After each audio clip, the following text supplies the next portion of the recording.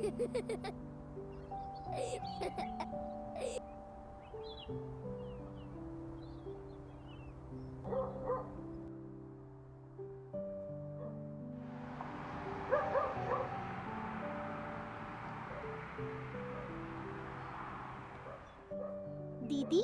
ये सब किसने बनाया? क्या मतलब? ये जानवर, तारे, पेड़ पौधे और हम सबको किसने बनाया? चल, दादी से पूछते हैं। उन्हें जरूर पता होगा।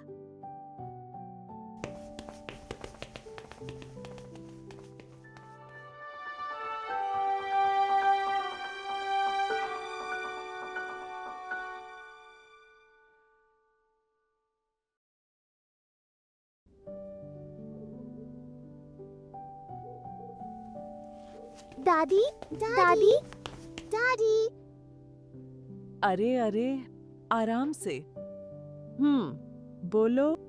हम सबको किसने बनाया? पृथ्वी, सूरज, जानवर, ये सब कैसे आए? आराम से आओ, बैठो, बताती हूँ।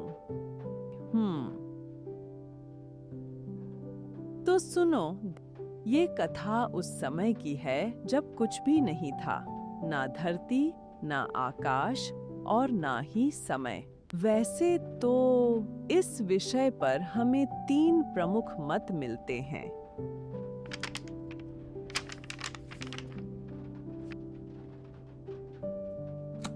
लेकिन आज मैं तुम्हें विष्णु पुराण और श्रीमद् भागवत महापुराण में मिलने वाली कथा सुनाती हूँ।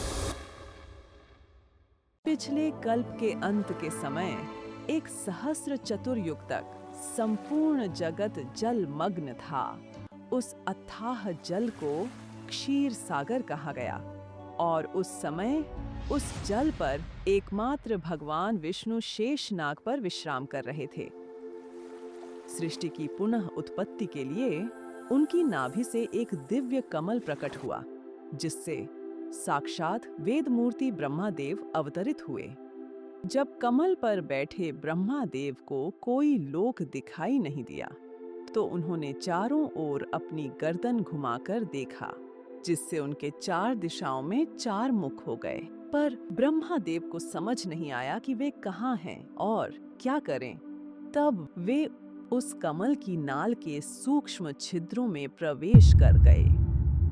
वे उसके अंत तक नहीं पहुंच सके।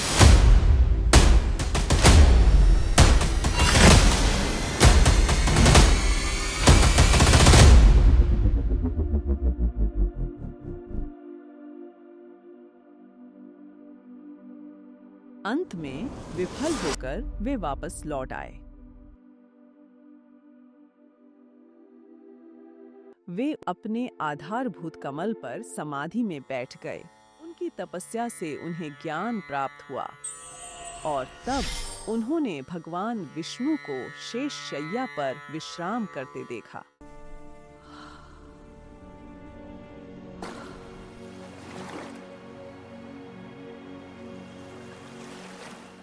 अपनी उत्पत्ति का कारण जानकर ब्रह्मादेव सृष्टि रचना हेतु तपस्या करने लगे।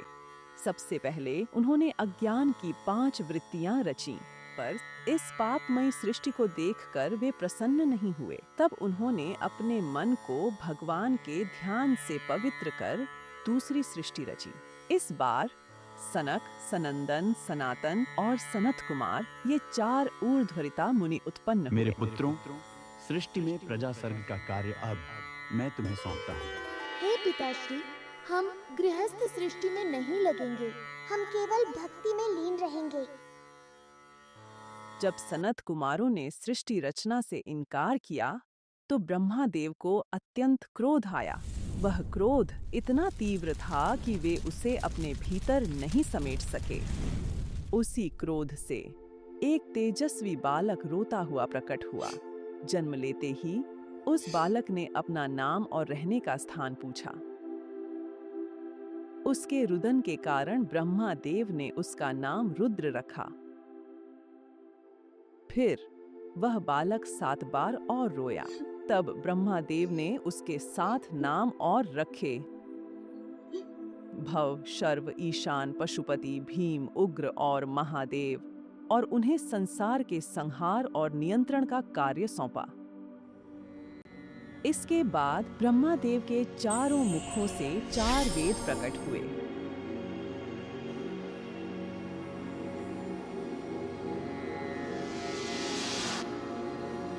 फिर पंच महाभूत आकाश, वायु, अग्नि, जल और पृथ्वी की रचना हुई। इन्हीं से इस सृष्टि का निर्माण हुआ।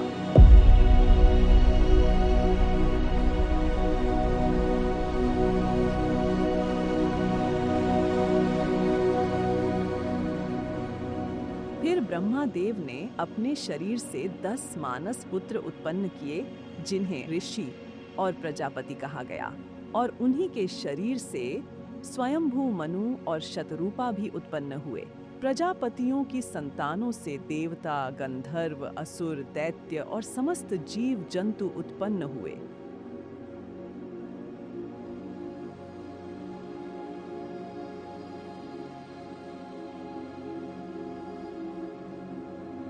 और मनु व शतरूपा से मानव सृष्टि हुई।